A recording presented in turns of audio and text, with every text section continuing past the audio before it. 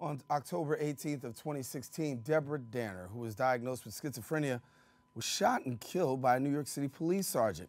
According to reports, they say that the officer was, I should say that Danner swung a baseball bat at the officer, leading him to shoot her. Now, it's been 1 year since the tragic loss of Danner, and Police Sergeant Hugh Barry is now up for trial that's set for January the 30th.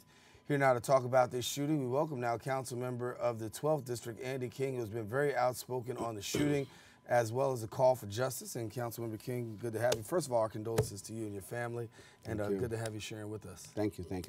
Good to be here. Thank you. Thank you. As we talk about this now, we said January 30th is going to be the date of the trial. Obviously, a lot of people were hoping that a trial would actually come. Your thoughts on now a trial date being released? Well, now that trial date's released, all I would like to see is that not only just justice is served, accountability is established, and that Sergeant Hugh Barry should actually go to jail for killing a New Yorker.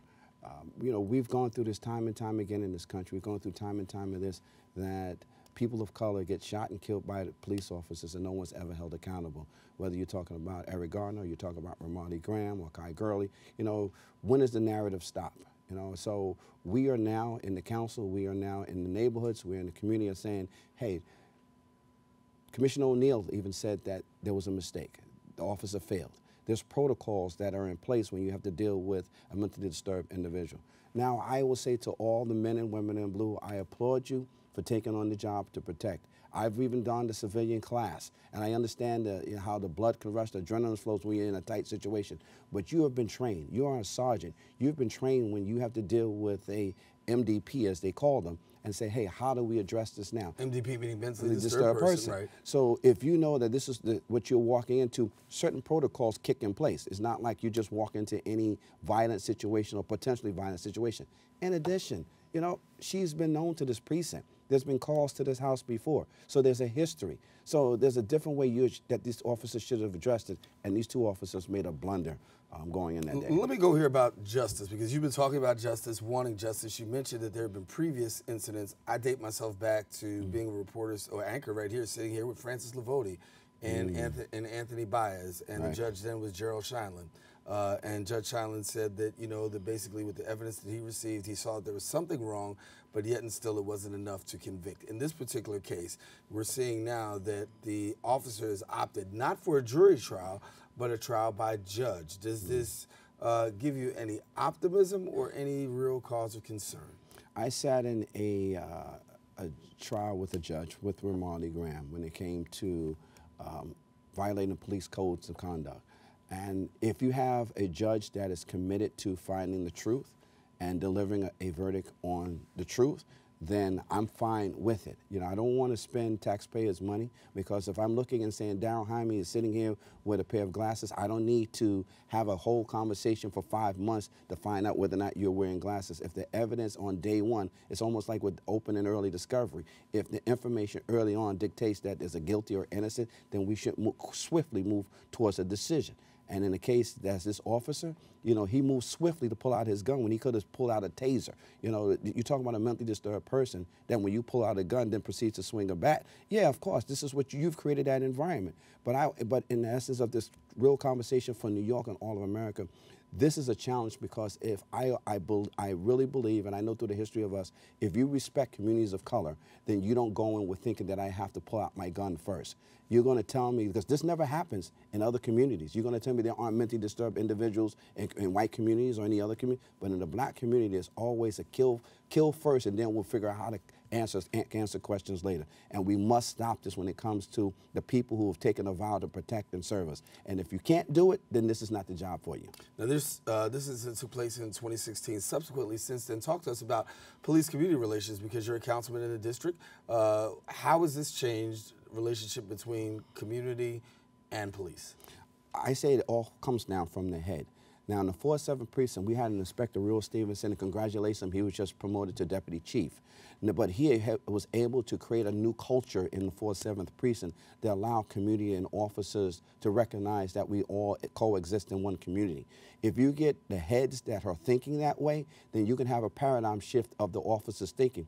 But at the end of the day, you cannot take a tiger and take the stripes off the tiger and not call it a tiger.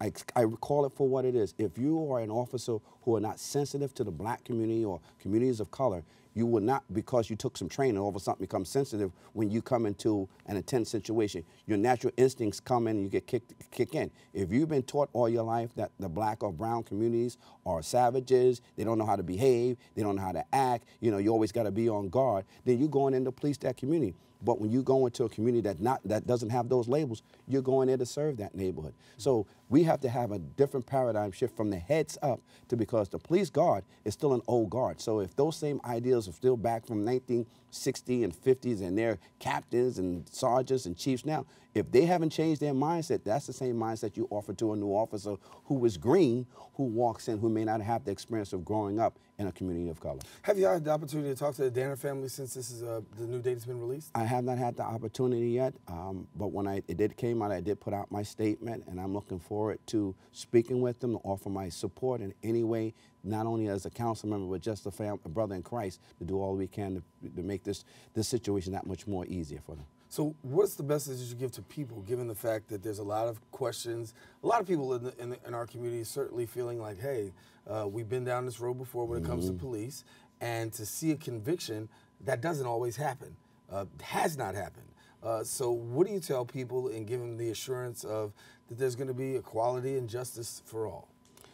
Sadly to say, there is no silver bullet to ease people's anxieties whether or not justice will be served, because there's a history that justice does never prevail for the black community when it comes to a killing. If this officer didn't have a badge and he pulled out his gun and shot this lady because she wielded a bat, that person still would be going to jail and would be charged with murder. So I don't understand how the rules are different if someone violates your own protocol. See, he violated his own protocol because he was dealing with an MDP. So once you violate your own protocol, even though he was stripped of his gun, stripped of his badge, and he's on modified duty, you know what, then you're not. That's a normal case for anybody that is involved in a police officer shooting. Right. So now what happens now? If you're found guilty of violating, then you should be able to be charged for committing a crime, because now you go back into the civilian population. We can't just exclude you and put you in some other protective world that you don't get an opportunity to face the crime that you've committed. So all I can ask everyone, when these cases don't work right, that's when the community has to come out with an outcry.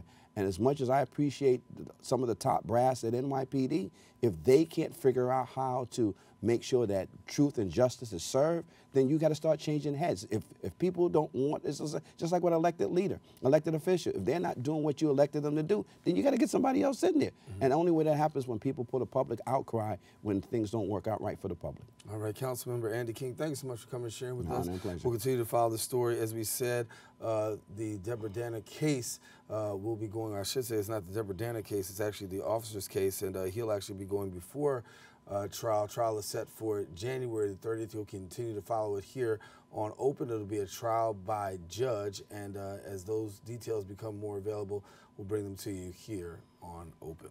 Take a quick break, but when we return, we'll inform you with the latest in politics. That's coming up in a few.